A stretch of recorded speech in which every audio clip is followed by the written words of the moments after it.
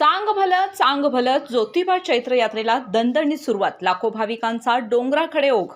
कामदा एकादशीच्या शुभमुहूर्तावर ज्योतिबाच्या चैत्र यात्रेला आजपासून उत्साहामध्ये सुरुवात झाली आहे. यात्रेचा मुख्य दिवस 1 एप्रिल रोजी असला तरी आतापासूनच लाखो भाविकांचा ओघ ज्योतिबा डोंगराकडे वाढू लागलाय.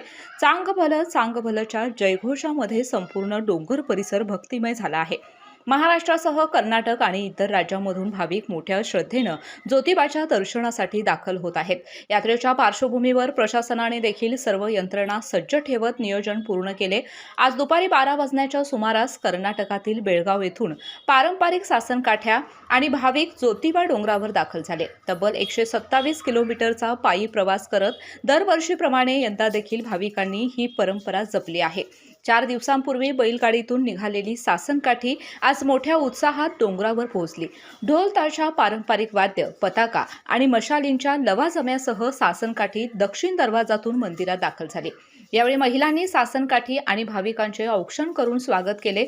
मंदिर परिसरात गावकऱ्यांनी पारंपरिक पद्धतीने सासनकाठीचे स्वागत करत मिरवणूक काढली. त्यानंतर सासनकाठी मूळ स्थानी रवाना करण्यात आली. बैलगाडीतून आलेले भाविक ज्योतिबा डोंगरावरील पाण्याच्या टाकी परिसरात मुक्कामाला थांबणार असून पुढील 4 दिवस ते तेथे वास्तव्यास असणार आहेत. विशेष म्हणजे या परंपरेत लहान मुलांपासून ते ज्येष्ठ नागरिकांच्या पर्यंत सर्वांचा सहभाग दिसून येतोय. ज्योतिबाच्या चैत्र यात्रेचा मुख्य सोहळा 1 एप्रिल रोजी पार पडणार असून त्यासाठी भाविकांची गर्दी दिवसेंदिवस वाढत आहे. भक्ती, परंपरा आणि उत्साहाचा संगम असलेली ही यात्रा आता रंगात आली आहे. केके न्यूजसाठी ज्योतिबा डोंगरहून सनी काळे. बाळ, फ्रीजमधून श्रीखंड काढ ना. आम्ही पूर्वी घरीच बनवायचो श्रीखंड. त्याची चवच वेगळी होती. आता काय सगळं रेडीमेड. आजी, हे श्रीखंड खाऊन बघ. आज तुझ्या आईनं घरीच बनवलं की काय?